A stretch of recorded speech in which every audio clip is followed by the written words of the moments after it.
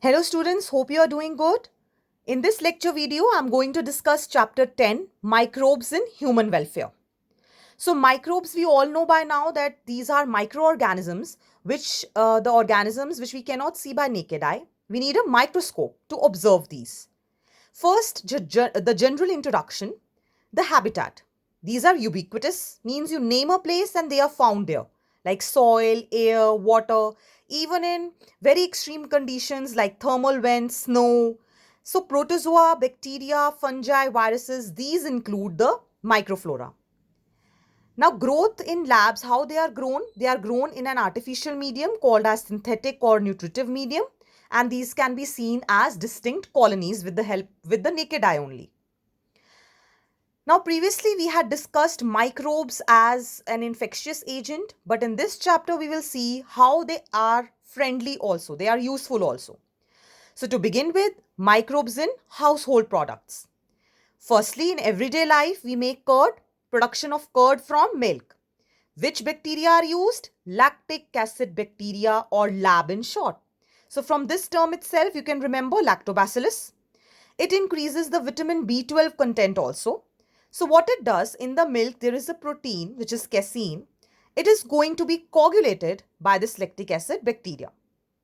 Also, it plays important role in checking any disease causing microbe. Next is dough, raising of dough in fermented foods like dosa and idli.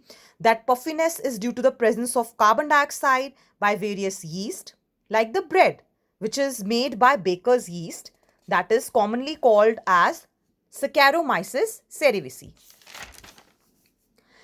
Then in traditional drinks, like in South India, fermented sap from palm trees, toddy.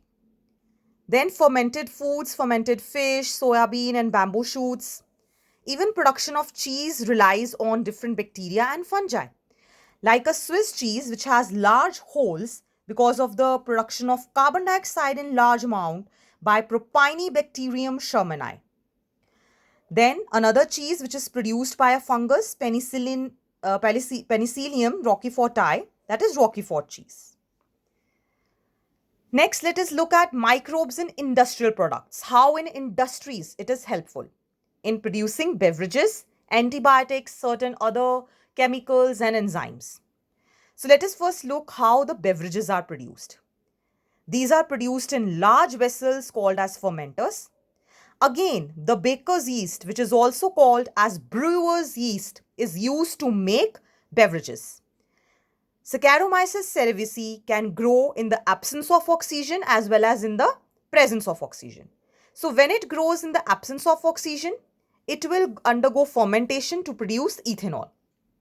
Depending on type of processing, there can be distilled beverages and undistilled beverages.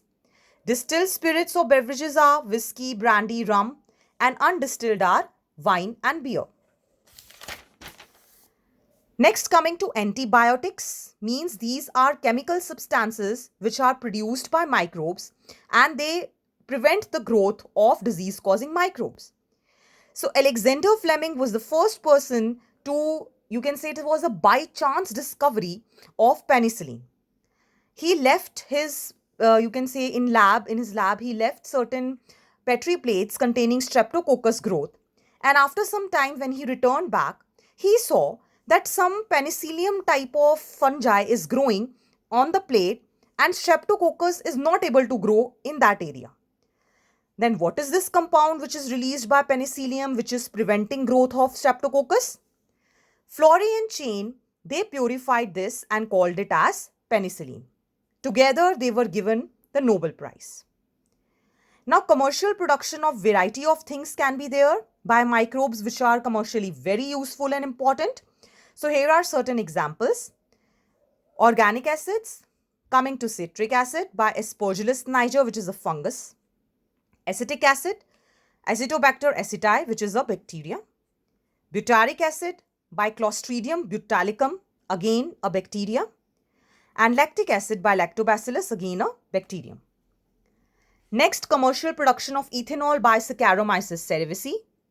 Certain useful enzymes are also there, like lipases to remove oil stains in detergents.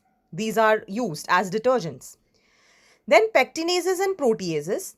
Like if we take fresh fruits and take out the juice at our homes, it will contain the pulp.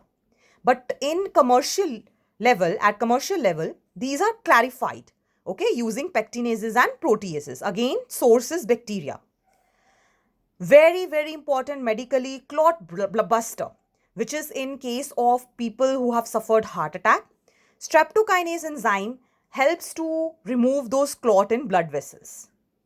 Another important bioactive molecule produced by a fungus, Trichoderma polysporum, that is cyclosporin A, it helps in suppressing the immune system. Suppose somebody has to undergo organ transplant, so immunosuppressive drugs are given, which is obtained from this fungus. Then blood cholesterol lowering agent by yeast, Monascus purpureus, called as statin. So statins, they will lower the blood cholesterol. How they will lower it?